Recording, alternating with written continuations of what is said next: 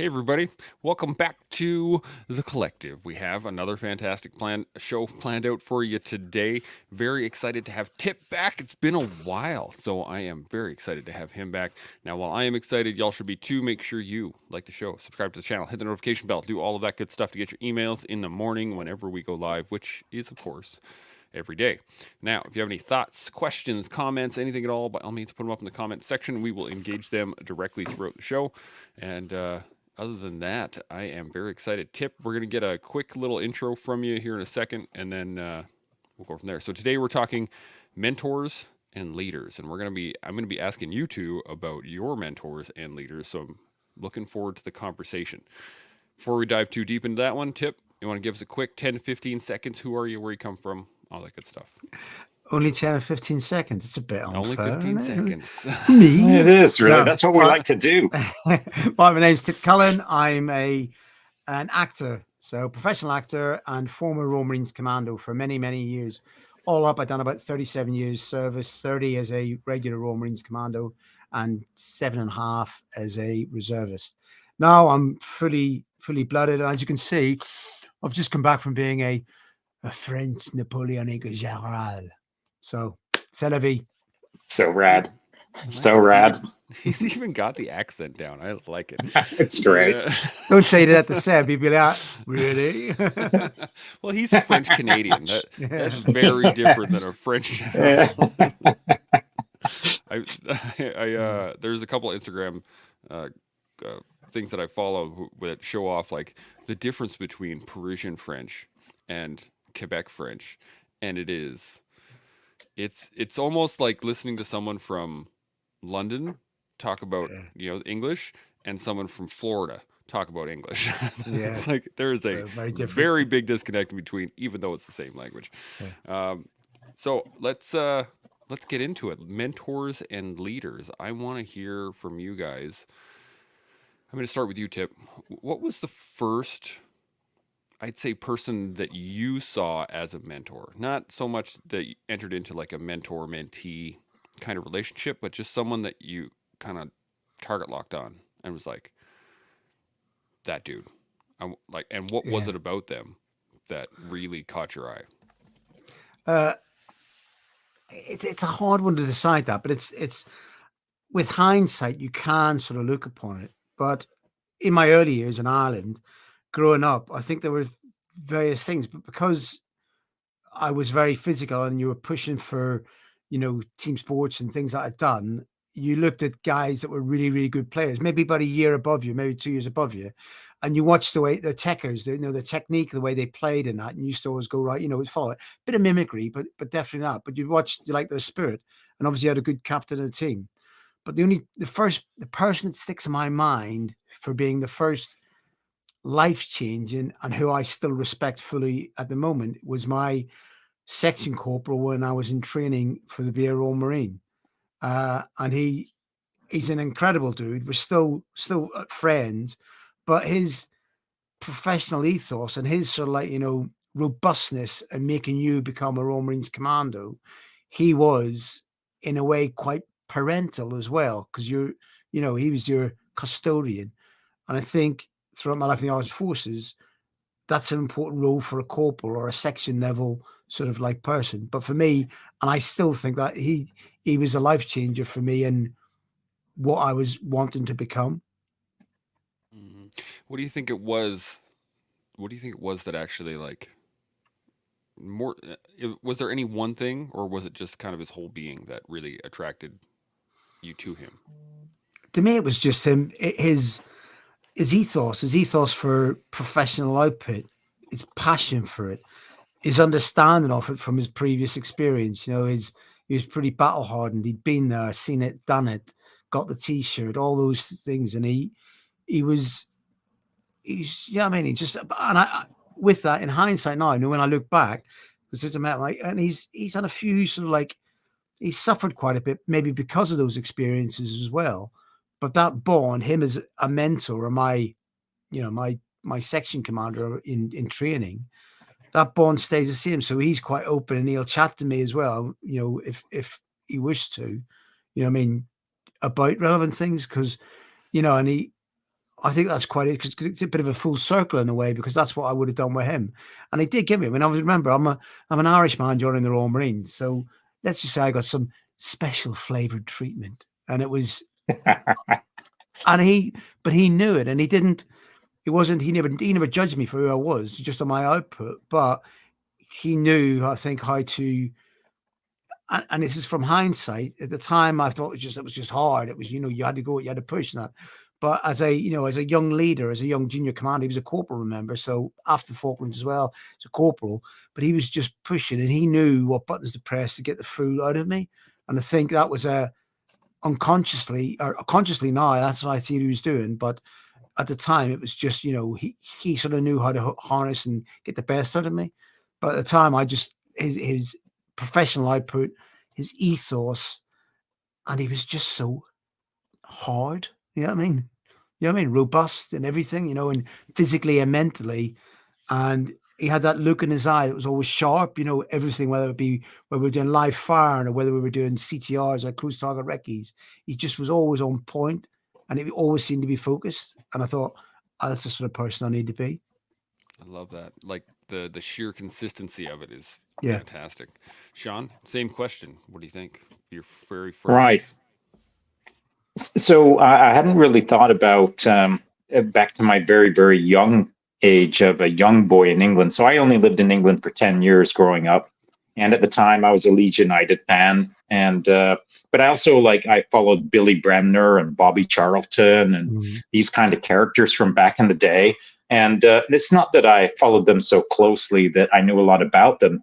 But back then, the news coverage, you'd have Bobby Charlton on the front page, and there'd be a little article on him, and it might only be 6 or 7 or 8 paragraphs of commentary on him, but there was enough in there to intrigue me to, there was key words about his leadership and about how he was as a man, and so that kind of intrigued me as almost an extraordinary person in kind of the ordinary life that I was living as a young boy in Barnsley.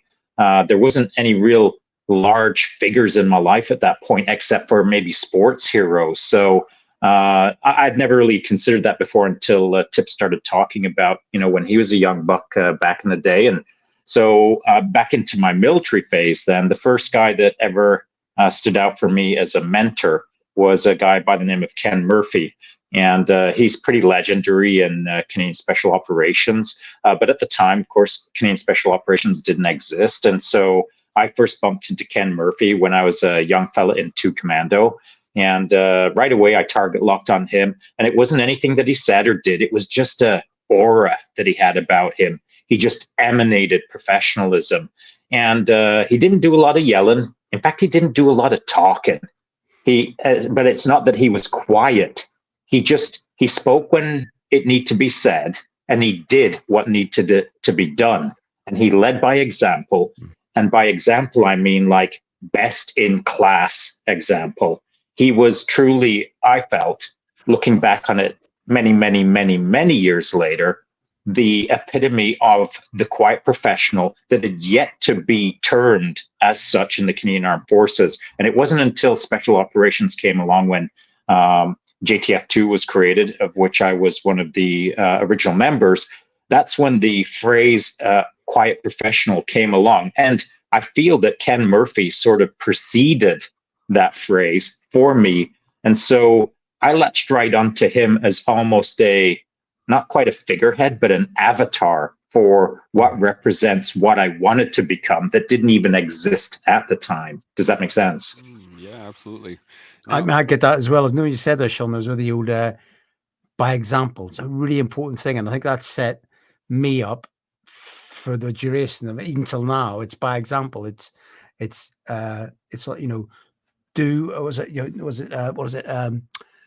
don't do as I say, do as I do. You know what I mean? So it's the old, you don't pontificate about it. It's by example. It's by your presence, by your output, by what you do, by your resilience or your ability to accept and do things that you wouldn't expect people that you were in charge of not to do. Absolutely. Uh, I have a question for you guys in terms of that. Do you think that there is or at least I think there's a difference between mentors and leaders? And I'm wondering what your guys' thoughts are on that difference. What separates, someone, because I've seen really good leaders out there, but I wouldn't consider them mentors. And I've had mentors that weren't necessarily good leaders, they were just doing themselves. So I'm wondering where that delineation for you guys happens in terms of separating leaders and mentors. And obviously, you can have mentors that are good leaders, but I'd like to know what your guys' thoughts are on where that line shifts or what skill sets shift between the two. Tip, what do you think? Um, it is different. It's different. Leadership, I think leadership in a lot of ways can consciously be a bit of an acting role. So you know what I mean? Because you may have the same, like, it goes back to that. If you're stepping out the door, you possibly get into contact with the enemy. You know it, that, the chances are that potentially some of you are going to be dead within the next 5 minutes. And when you go out that door and you're in command or you're the leader of people, you have to look around, look them in the eye and go, yeah, we're going to be fine. Let's just carry on with it. But inside, you got fam, you got all the same fears, worries, and everything else. So there's a certain level of that. But it has to be done for you to achieve this, and for not only the mission, but for everything you're fighting for has to be done. You have to look around, give them that look, and there's a certain bit of pretense. Mentorship is one of those, and I done a short. This is, I mean, no, it's going back to acting. Not a short acting gig, but a thing I created, and it was like looking at, should we say, the internet or the mobile phone and that social media spectrum, where what was a mentor? And this goes back to before those days. I see a mentor as somebody you look to who was you wanted to be like, because of all those richness and thing. Well, not necessarily a leader, but they're good. They've got that. They got heart. They've got they've got moral sort of like oomph that'll sort of make things right. You want to be like them, but there's so many people in front of that on your horizon that you're looking at. There's also people that would be very, very negative. So look at a mentor. A mentor is somebody going, right, I want to be like that. But when you were before social media, you used to so you say, harness a mentor. I did, not consciously, maybe subconsciously, but I think when I wanted to be like them because I seen them work, I seen them play, seen them fight, seen them socialize, seen their professional output. They were my mentors that I looked towards. Whereas nowadays with social media and that, it's like one brick thin. It's like that little thin layer and a veneer, and you go on there, and young people now, instead of knowing the person, socializing with them, working with them, blah blah blah blah blah, watching their output, they'll see it on the TV screen and go, I want to be like that. And it's a very different thing. Whereas mentorship to me was all the full spectrum of physical senses, the smell, touch, feel, endurance, everything. That's where I got my mentorship. And I'm glad I held on to that. Whereas nowadays it's a veneer of who your mentorship comes from. Whereas leadership is a different thing, because you got to be that person. Shaun, thoughts? Right? Right out of the park. Could just end the show right now. I mean, come on, come on. I mean, it's not. I don't say that because it perfectly aligns with how I think and what I say from time to time. It's just I just see that as the reality of things, the truth of the matter. I mean, you can only understand it if you've lived it long enough and seen it long enough pre-internet to know exactly what Tip just said. I mean, freaking write it down on a piece of paper, publish it 1,000,000 times, and spread it around the world, because that was straight up fire as far as I'm concerned. So I couldn't agree more.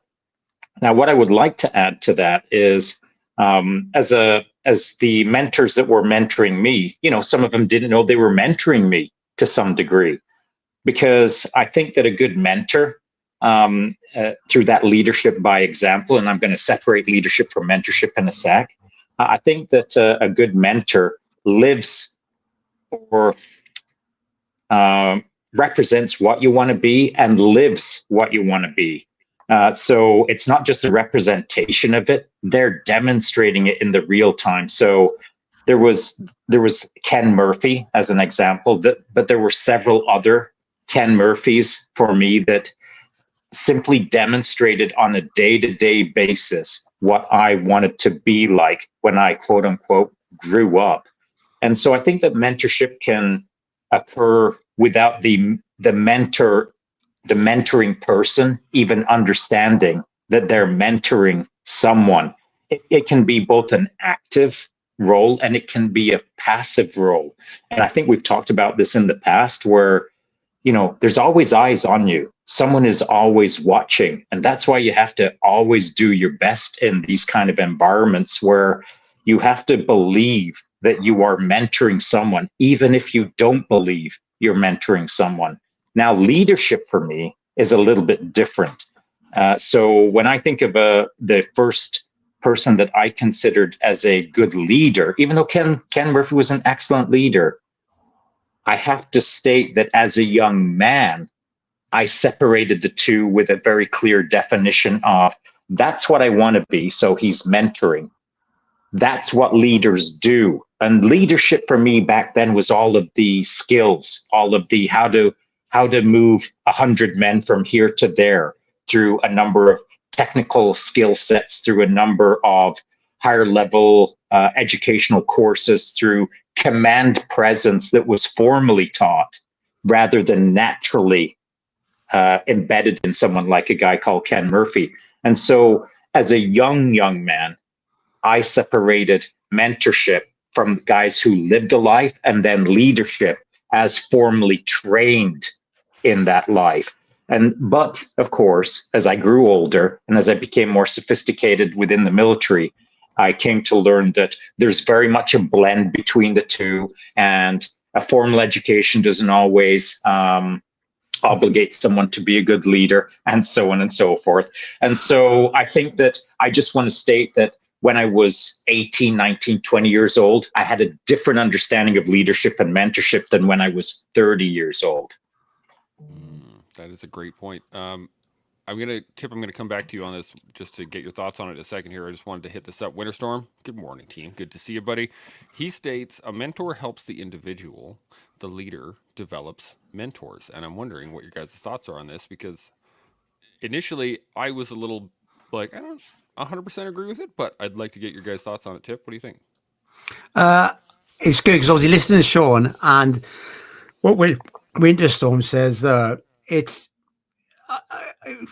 quick one on the leadership. And again, that's the old, like, Shaun, you've seen it as like maybe something that you are institutionally sort of like, educated in. But for me, leadership came to when I became a corporal, was my sergeant major, who again is another one who I call a mentor of the highest order, might lead a sergeant major. And he just give it the old, he goes, right, what way, what is a leader to him? And he says, a leader is just like, it's like you're a parent. So when you're, in your charges or the people you're responsible for, you treat them like your children. Everyone might say, oh, this is a bit, patronizing, whatever else. No, it's not. She says, so when they do well, you obviously, you're by example. So you lead by example. But when your children, when they behave, they do well, you give them massive confidence and, and give them congratulations for doing so well. And if they don't do well, then you constructively put them on the way forward. And if they're extremely bad, you obviously discipline whatever way you need to get them on the back and natural, with them understanding what it's all about. So I thought, and I have to admit that sort of template was me from corporal right through to captain when I left the service, and that was at every level. But it was always about your children, your people. And like I say, with what Winterstorm said there is you'll mentor helps the individual. Again, I get that it's an individual leader develops mentors. I don't think there's a connection. Leadership, I think, is very different from being a mentor. Like Shaun said it there, mentors probably sometimes don't even know they're being mentors. You know what I mean? So it's that, I don't think it's right, I am now a mentor. You can do, and that's a professional role, maybe even a corporate role. They say now, yes, I'm going to be a mentor for young people, but it isn't. It's a different sort of thing. The word, to me, my understanding, mentor is slightly different than helping the individual. But the leadership one is, we do, and all across all the armed forces and I'd say corporate management environments, we train people to move to the next level of rank or leadership and carry on with it. But and that's been sort of like tested, proven, academically sort of pulled apart, put together again, and we've devised all different sort of like layers of leadership programs. But there's certain things, and I say I learned this after leaving the service. So after 30 years regular service, when I started actor training, I'm in the group with a lot of very young people that are all like wanting to become actors and performers. And there's also all these layers of, should we say, political sort of like, empowerment on certain elements to, become this. And I'm like thinking, but become leaders, right? Become leaders and be, the person to take a lead. But I'm like, in a way, and this is all driven by the academic push on leadership. And I was realizing then at that point that is complete nonsense. You know what I mean? You give, like, especially young people, you give them that opportunity, you feel it. They have their own natural method and means of being a leader, taking charge, having a bit of mission command and doing something. When so you say something, you're a leader, all right, that's it. But they do it their own way. What you do, maybe as a standoff mentor, is guide, make sure that their style of leadership, it's becoming effective, but it's theirs. They own it. They become leaders. But in this academic world, you had these young people sort of standing up, running a workshop or something, and all they were doing was being extremely loud and with no depth of experience or understanding what a leader is. You know what I mean? And all of a sudden they have to be the loudest one or the hardest one or the blah blah blah one or that. And if you just let it all settle and you give little like nuggets for other ones, little bits of mission command for people to work on, you see this leadership just gel and gel. And even if you just kept them and never even mentioned the word leadership or who's in charge or anything else, and you kept them in a room, but kept them there and just living in existence for a certain amount of time, you would naturally see the people that just pop up and want to make life work better, and that leadership develops more naturally. Do you understand like what I'm feeling when I'm trying to say it? Maybe I'm not articulating it as best a thing, but it's just that there's just a little level of people that understand, and I'd say that's that natural leader rather than the right, this is what I have to do to be a leader. And you're going, but that, and especially as you get older, that individual trying to be a leader stands out like a turd in a glass of milk. You're like out going, oh my word. You know what I mean? And then that understand leadership just, you know what I mean? I've never heard that analogy, but I'm going to use it from now on. I got that from one of my mentors, again, from recruit training, who was a US Marine Corps staff sergeant, was a recruit training at Commando Training Center in Livingston. And his word was, you guys, when you go ashore, you stand out like a turd in a glass of milk. And I was like going, I want that. And that's part of my, I'm having that forever. That was 37 years ago. That's fantastic. Shaun, any thoughts on this?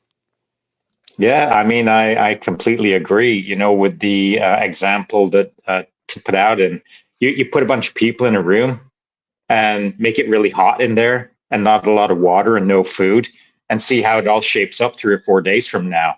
What you'll see is it might be a little bit of Lord of the Flies after a while, but there will be some natural leaders that evolve up in that moment. And why? Because adversity will shape leadership naturally. And so leadership doesn't bubble up naturally when everyone's sitting around in McDonald's waiting to pay the bill. That isn't leadership. Leadership generally starts showing up authentically and naturally, unforced, when it's shaped by adversity. That's the force that allows the leadership to start bubbling up. So no one needs a rank. No one needs titles. All a person needs is to face a little bit of adversity, and things, not the pecking order, but things will shape up throughout the day, throughout the week, where it's pretty evident who has a natural talent for leadership. And by the way, as the ebb and flow of the moment shifts, leadership will shift, given the either velocity or the fragility of the moment, or the certainty of the moment, or the going in a completely 180-degree chaos moment. Leadership shows up in different people, in different moments, in different circumstances, surprisingly so, And so I think the more you are in these unusual circumstances, the more you can understand how leadership naturally works. Now, if you can layer on some technical skills, some formal training, tip of course, well, we all have done some formal leadership courses, some several weeks, some several months. These kind of things help reinforce natural leadership and can create an amazing leader. But I think that some of the best leaders that I've ever bumped into had it in their bones well before they could spell army. I wonder, and I'm gonna keep poking on this because I think it's a great line to kind of go down. Is leadership can be taught, right? That is something we've all experienced. We've gone to courses, we've done these things, like you just said. Can mentorship be developed in the same manner? Could you go on a course like Mentoring 101 and learn how to do it? Or do you think that it is much more of a developed, like a personally developed skill set to a point where you can actually actively mentor someone versus just kind of being yourself as the example? If you get where I'm coming with this, I'm just, even in yourself, have you recognized a time period where you were like, oh, I guess I'm the mentor now? What do you think, Tim?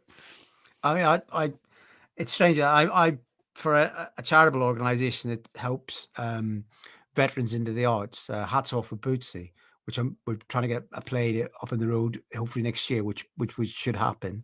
I've been appointed a mentor for the charity, and I was like going, "Well, are you just what, why, what?" And basically the head, the chair of it, like he's an incredible man. Like he just went, "Well, that's what you are, aren't you?"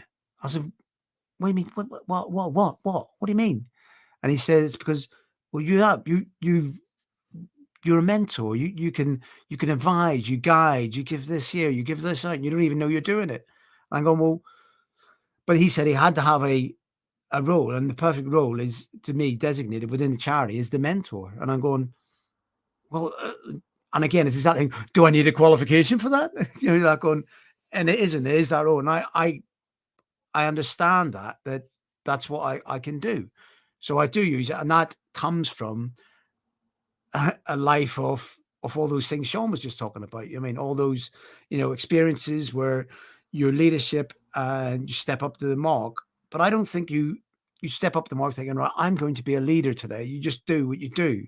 And it just naturally happens. You do this, you do this. Sometimes when you're appointed, right, you're now in command of this, you're on this, whether it be a patrol, whether it be a subunit, whatever it is, you are a leader. So you know what that role entails. You know what your your terms of reference for that role are. So you do it and you lead as thing. But everything that comes with that is experience and everything else.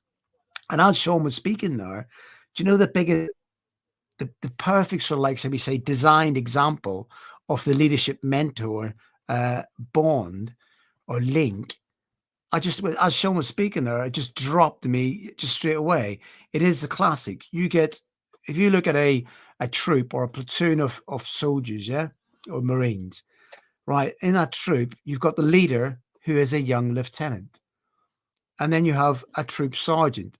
As far as I'm concerned, that young lieutenant, even though if he's got the Mensa score of 6 billion million and is like Uber will be the next like president of the universe, the fact is he's still a young little spunk trumpet who's obviously just come in and he's like going, right, this is it. I am the leader.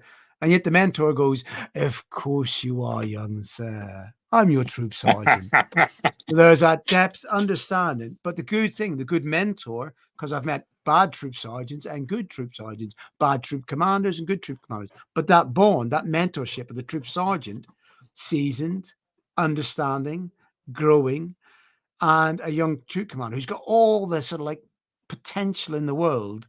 But at the minute, he just needs a little bit of mentorship from the real world instead of the academic studies at a staff college. And he just brings him in here and out there. And it's that bond. So that bond and how good that bond is between his mentor, a troop sergeant, and the young troop commander, they will remember that for the rest of their days. And I have been a troop sergeant, and I've been troop commander and all sorts, but it's just that bond there. And that development is the formative stage of that young officer, and also the development stage of that troop sergeant. That's an important relationship. But I think that is you think about it, the leader is the troop commander. But we all know he is the leader, but the troop sergeant's sitting over his shoulder going, "Oh, really, sir? Is that the good idea? Is it? Oh, wonderful." No. That's fantastic. Shaun, you got any thoughts? No, I agree, man. I mean, that's right on point. If anyone out there is on the internet right now looking at the 48-hour long mentorship course for $200, save your money, because you can't buy mentorship. You cannot get a mentorship qualification to hang on your wall so that you can become the next internet legend. It just doesn't exist. And if you buy it, you're a fool. So mentorship only comes about through experience. Actually, mentorship comes about through being mentored by experience so that you can understand how to properly mentor. I feel mentorship takes time. Mentorship takes the situation where some eyes are on you and you don't even know why they're on you sometimes. Mentorship is almost an ephemeral thing at times where I feel I've been in this situation, and in fact, I'm in this situation currently today where some people think that I'm a mentor to some degree, and much like Tip, I'm a bit gobsmacked. Like, you said, what? Ooh, is there somebody standing behind me? It's a funny it's a funny pill to swallow, that when someone says that you're mentoring them, and really all I think I'm doing is just trying to be a cool dude for someone based on my years of experience. That's simply it. So, the idea that someone can take a mentorship course, I feel, is laughable. I think the mentorship course is called life. That is very true. And I want to, I really love where this is going. I want to kind of take it back to something you said earlier, where you said someone is always watching. And I 100% agree. Someone is always watching. I'm looking at it from the other side. I didn't get the senior leadership experience within the military, so I don't have that view. But there was point in times where I was looking up at my senior leadership, going, "What are you even doing?" And it was an extreme because I thought I knew what I was talking about. Obviously, I didn't have that much experience, but I watched two separate command teams. I watched a warrant officer and a lieutenant, and I watched another warrant officer and a lieutenant, and I watched how they worked together, and it was kind of interesting to see where I had a good example and a bad example. And I had a warrant officer he really wanted to be liked by the lieutenant, and so he acted in a way that was I wouldn't say less professional, but it was less. He acted more a bit like kind of a kid, right? He tried to act like the 20-year-old lieutenant in order to try to create that bond, but it was really not effective. And then I watched another command team where the warrant officer was very much in charge of specific parts within the troop itself, and the lieutenant was kind of overall in charge. And so there was a very much of like a direct hand of I'm going to be a mentor versus a subtle hand of I'm just going to keep kind of doing my thing and everything will work out. And I'm wondering if you guys have seen that same issue where you have somebody who's trying really hard and failing, and you have someone who doesn't look like they're trying but seems to be succeeding somehow. Tip, I'm going to come to you. What do you think? I mean, it's definitely that. I mean, those two scenarios you give that's it. I think from my experiences as well, and it's another hindsight thing. It is that, like what Shaun said, it's this wealth of experience you got. You do see that, and if you're at that stage where you're engaged at that level, wherever else is, and you are you're not aware of that sort of like. I mean, you must be aware. You must be aware because it's human beings, especially in that command relationship. There, it's human beings, and if there's a certain friction or it's not working, or there's that bond and that relationship isn't fusing correctly, you must feel it. if you've got an ounce of like, credibility in your soul, you must feel it. So if it's not, and there's a reason for it, it's got to be that bond and that relationship, especially in those two. Again, it's the troop sergeant, troop commander, sergeant major, OC, regimental sergeant major, commanding officer, and it goes all the way up. It's that bond. It's that, you've got different levels, and you're always going to have a signing board to throw things at, and that's whether it be another commission rank or whatever else. You're always going to have a sounding board, so you've got to utilize that, and carry on with it. But if it isn't working, you've got to know that yourself. You've got to know that internally before it goes to this sort of more, should we say, official route as such. You've got to understand it, and we've all seen it. We've all actually seen it. But when you said like the senior officer rank thing, I mean, I'm lucky enough to have work with, and because it's been a long career, I've met those little rock stars, those youngsters that had their own massive, intellect, who've done well, but they've done well because of that mentorship with the real people at the bottom end, and they've kept that, maintained it all the way up to 4-star level generals. And they are, and the people I personally know are incredible people. They're good people, you know what I mean? And they've always been good, and they've always looked like it's never been hard for them, but they're extremely hard workers. They're extremely, on point, doing staff work, looking after their people, everything. But they're discreet, and it looks like they're just like the swan, the old classic swan with the feet going below it. They're always the swan, but there's somebody to be that sharp and that cool. But it's the way they communicate, either via the processes that they've got laid down, whether it be a corporate or military, but also their ability to communicate with the youngest, newest recruit in a organization through to a president or a prime minister of a country. They can communicate in the most, where that person goes, that they've had an impact on that person, and that person remembers that conversation, and that's quite a magical thing, So it's one of those things you've got to. I think you've got to, whatever working relationship you have, and whether you are a leader or a mentor or considered as, you've got to make sure that bond is, it's workable with less friction. Yeah, absolutely. Shaun, thoughts? Well, I think you make a good, you lay down a good 2 case studies, Chance, and we've all seen it. And so, what let's pretend for a moment that you were standing in the middle between those 2 case studies. You were being mentored in that moment, though you didn't realize it. You only realize it now, perhaps in this conversation, or maybe weeks ago, or a couple of years ago, or whatever the case is, maybe when you got out, maybe a year or 2 after you left those 2 case studies. But as you were actively observing them, you were being mentored. You just didn't know it. You were mentoring yourself if you were aware, because these were 2 opportunities for you to stand in the middle and see not the extremeness of things or the left and right of arc of how well it's done and how poorly it's done, but what you were seeing as contrasts or context, so that you could get a better sense of perhaps how you would do it or how they're doing it wrong. And so these are important moments that I think that as younger leaders or younger men in these positions, I don't think we fully understood the opportunities that were in front of us with these comparative case studies, if not for a good mentor explaining it to us that, look, you're standing in the middle looking at these 2 case studies, and this is what it should mean to you for the future. Some people organically will learn that lesson magically struck by lightning, a Thor's hammer, or a flash of light, a little light bulb moment. Oh, I see what's going on now. Left and right of arc, I need to be operating somewhere between those 2 bandwidths and do a better job and learn from it.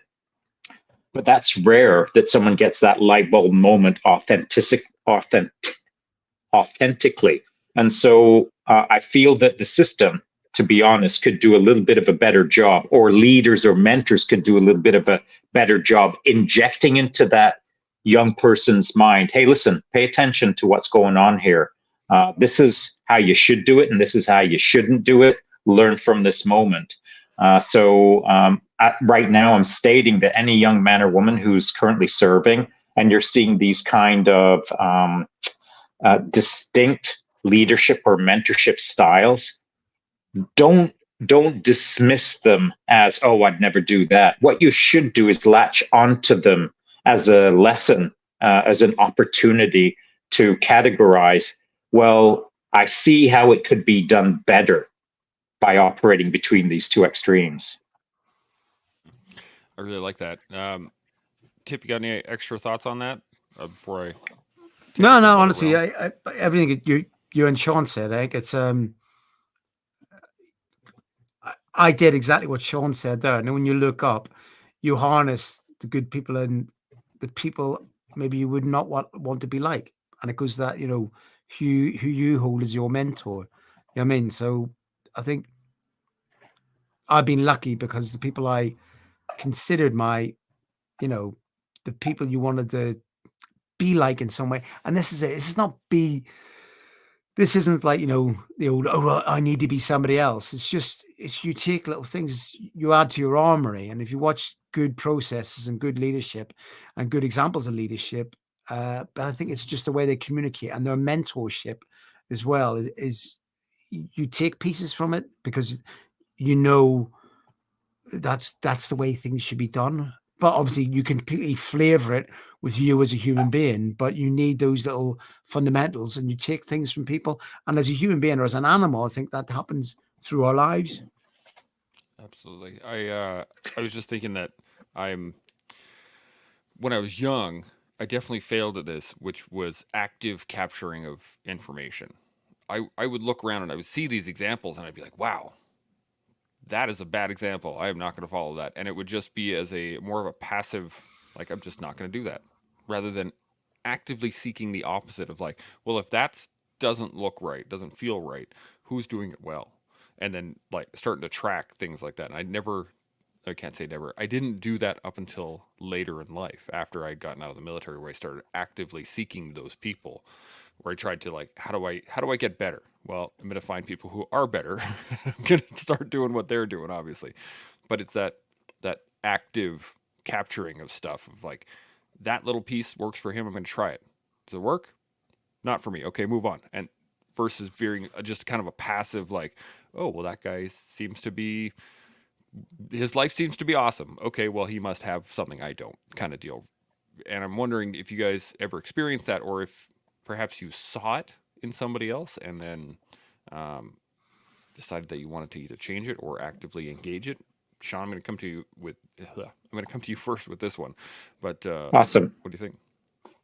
Well, what I do want to say is Tip is a case study in this. So let me hit you with this. When a guy's squared away, when he's got it wired tight, you simply know. And I know that Tip is squared away. And here's why. Because he talks the way I like someone to talk. He thinks the way I like someone to think. He communicates the way I like someone to communicate. Now, that doesn't mean that I'm going to mirror him. That doesn't mean he's precisely what I like.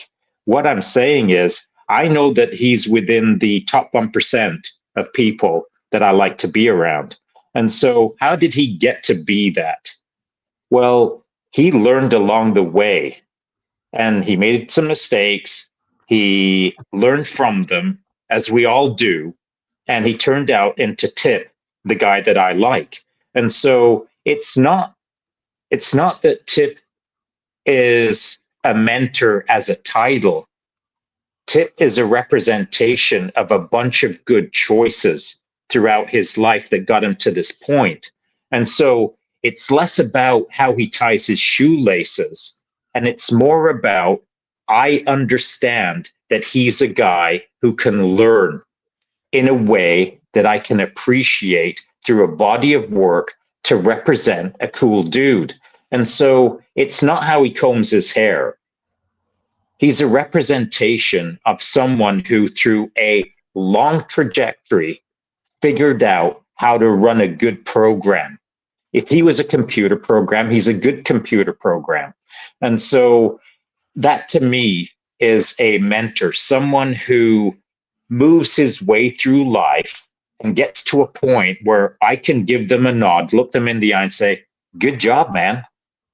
And it isn't so much about all of the backstory It's about what he's become is, to me, what represents mentorship. So if I can look a guy in the eye and say, dude, you're a good dude, well, it means that he's now a mentor because he knew how to get to this point in a way that I respect.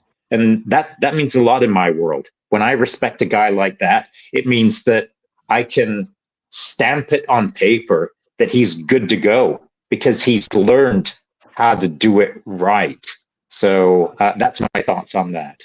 Yeah. He's also got a pretty amazing mustache, which really just like puts it over the top, right?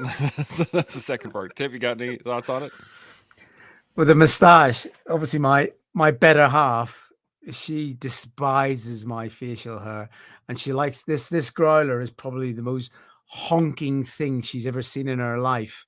But I've said it's November, so it stands to the end of the month. Then I might get back looking like a 10-year-old again. But showing mega kind words. But I think what we all are, what I am, is, especially in our, in the collective, is I'm a very, very lucky individual who's, theoretically and practically lucky to be actually here on the podcast because of the choices we made and the service we had.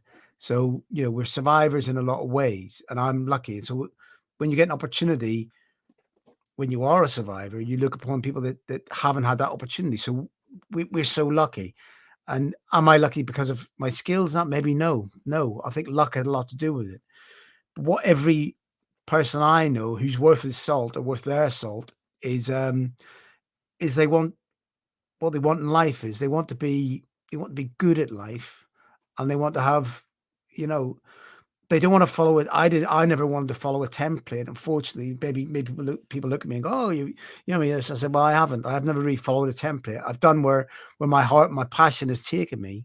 But to do that, no matter what your chosen path is, there's certain things that you should always have a goal, have an interest, be good at what you do. If you're not good at it, find out how you can be good at it. So that involves mentorship, that involves research, that involves looking at people that are good at it.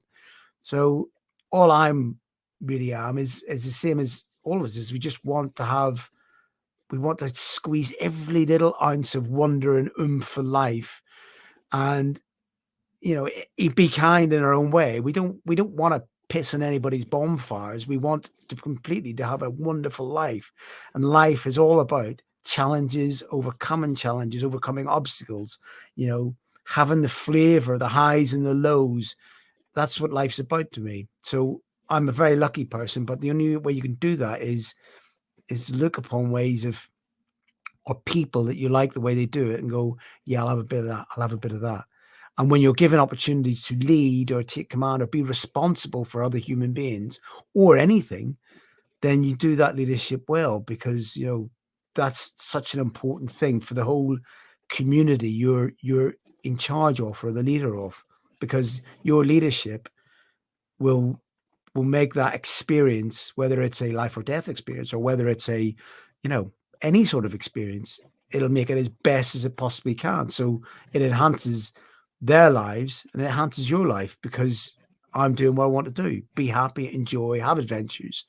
And, that's what it is. So, yeah, absolutely. Shaun, got any other points to add to that?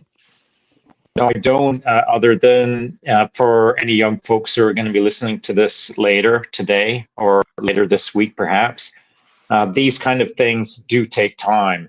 These kind of understandings do take time.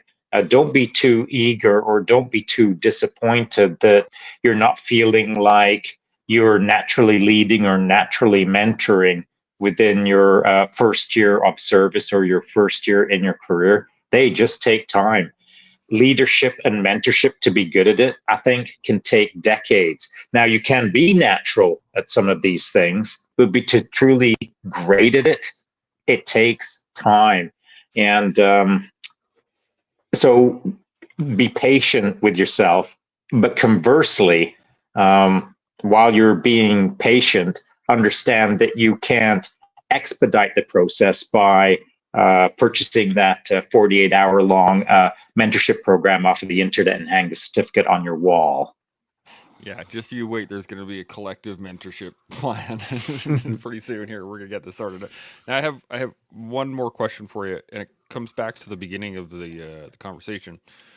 You guys were talking. I can't remember who it was, Tip or Shaun, saying something about pushing the right buttons, and I really wanted to touch on this because, at least in my mind, the first thing you got to know is what buttons are being pushed in yourself, right? When you have a leader or you have a mentor who is kind of driving you in a certain direction by pushing your buttons, that doesn't always mean that like it's a negative thing, but it can be, right? And so I'm gonna hit this with a little bit of a story. All of the messaging I've ever seen from the U.S. Marines as well as the Royal Marine Commandos is the "Are you good enough?" That's the recruiting message that I've always seen, right? Are you good enough? I don't think you are. You know what? Don't even bother. Just you're not. And it's that mentality where young people are going to be like, "Screw you, man. You don't know. I'm good enough. I'm going to show you, right?" And so there's that little bit of a button push of, and we're going to poke your ego a little bit to see what comes out. And so I'm wondering from you guys, in terms of your experience and what you've seen throughout your years, is there one that works better? Is there like, hey, I'm going to push your buttons in a way that is kind of positive, like build people up, or is it the little ego jabs that kind of push people a little harder? What do you think? Tip, I'm going to come to you first. What do you think? I think I was probably I like that. In my formative years, that was it. The old you wanted to do it because it was the hardest, it was the bestest, it was the highest, it was the furthest, it was this. That's why I joined the Corps. But nowadays, it's far more, should we say, cleverly done. But it empowers individuals to get the best out of them. And the transformation in our or the Royal Marines, delivery of training out there it's massive. It is massive, but it's very, very, very positive rather than negative, and it's moving the right way. So the good thing is that the lines in the sand, the challenges that are set for young people joining, I can only speak for the Royal Marines, kind of become, aspiring Royal Marine commandos is the lines in the sand haven't changed, so it's there. So really, it's a bit like, I think, when I used to run cold weather warfare training, like up in Norway or like say in Canada as well. Like, so it's when you get people in that environment to test and to push them to the limit, you don't have to work that hard because there's so many different individual things, like their ability to ski or go across country in snow, their ability to endure the cold. What is the weather going to be like? You can never book the weather. There's all these layers, you can just do it. So because of your knowledge and experience and exposure to these challenges, it's so much easier to sort of temper it and make it move forward because you've got that knowledge and experience.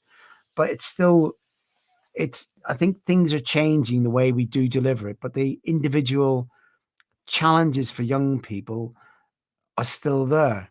And I'd still, fundamentally, they need to have positive role models and mentors for them to be able to overcome these obstacles. So I think we're owning it a lot better now.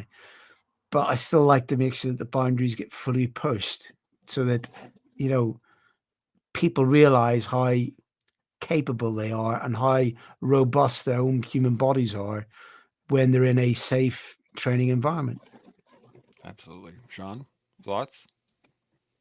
Well, if specifically we're talking about pushing buttons, then I push all of them all the time. And they're not just short term or midterm, they're long term. I'm setting time bombs into their lives that'll activate 3.5 years from now that they're just unaware of. That's how I think as a longtime coach in high performance. And so I'll push all the buttons. It's not that I want to make them cry, but if they cry, I won't be devastated, and I don't think they will be either. They will get over it. It all depends on what they want as an outcome and how much porosity they want to accept in order to move their needle quick or slow. And so, of course, I'm always going to keep it psychologically safe, emotionally safe, physically safe, all of the safes. But at the same time, if someone says, I want to be awesome, lickety split, guess what? You can't even count that high how many buttons I'm going to be pushing on the short to long term trajectory. So I'm a guy that likes to push buttons. And sometimes it gets really uncomfortable at the receiving end. And I've done it enough that I know how far and how hard I can push. And sometimes I've got to back off, and sometimes I've got to go harder. It really depends on who's in front of me, and it really depends on the circumstance of the moment, and perhaps the priority of the mission. And so, I'm going to use a real world example, the collective as a whole. I when I'm working with Chance, I do push some buttons, and so I'm a handful, and so it's not that I'm mean spirited, but I have a velocity, and sometimes I have a ferocity, and it's not that I'm trying to cut anyone's throat out there, but what I am trying to do is move the needle on this project, on this mission, on this collective, so that, when Tip came in, I don't want to get into the details of it, but, I think we were generally discussing that things are going quite well, and that it's notable how things have improved over a period of time. Well, these things don't fall out of a tree by happenstance. These are things that take a certain velocity to have a marked difference from month to month to month, to continually seek more excellence, to be bigger, better, faster, stronger, more professional, not for Shaun and not for Chance, but for the people that we have on as guests, for the viewers who are trying to gain wisdom in every single moment that we're on here. So I take every minute on this podcast nowadays.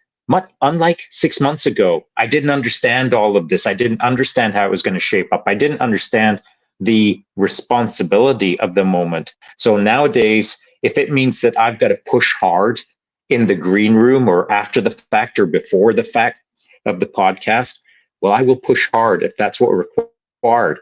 And then when it's appropriate, I'll dial the throttle way back so that we can have a few laughs and we can nod our heads and say, yeah, we've been doing good this month. Okay, is everyone happy? Good. Throttle time. And it'll go right to an 11 out of 10 again.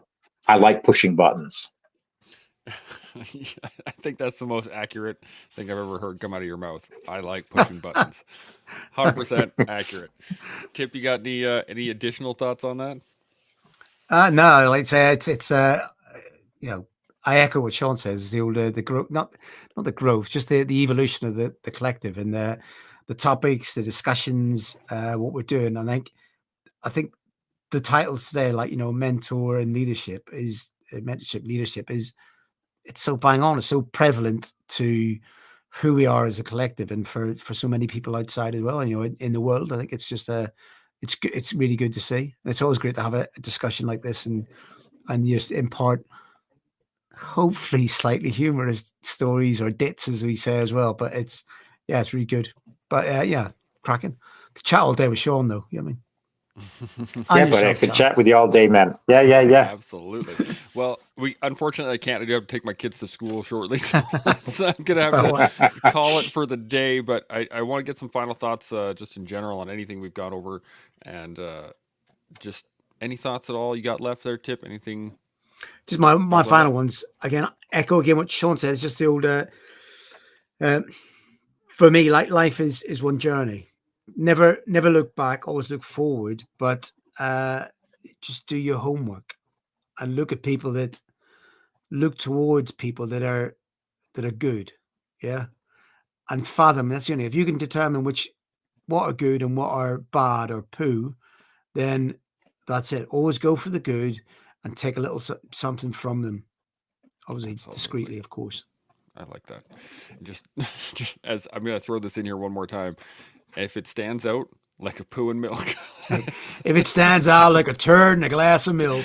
Turd in a glass of milk. Thank you. I needed that clarification. Sean, any final thoughts?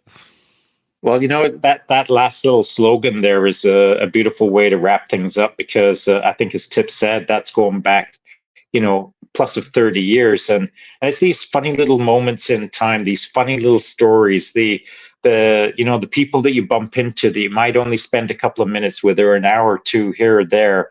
These are the standout moments for me, when they're good people, when they're wise people, when they're experienced people, when they're not just natural leaders, perhaps, where they're qualified leaders and qualified mentors, but natural leaders and natural mentors.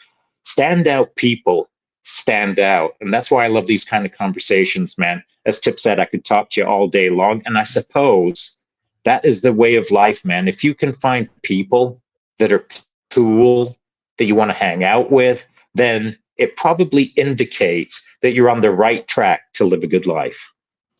Yeah, I would agree. There's so much more that we could go into on this, and we could, like, as you guys are saying, we could probably sit here and talk all day. I just wanted to thank you guys, Tip. It's been a fantastic conversation. I think we've actually been able to pull out a lot of really great information just from that. And if anybody is watching, if anybody is paying attention, you'll be able to pull those things out too, which is fantastic. So I don't have a lot to add other than, continue to learn how to lead, build upon that leadership into being able to seek mentorship, and then you can grow into your own self and be a mentor for others. And you can do that with us every day here on The Collective.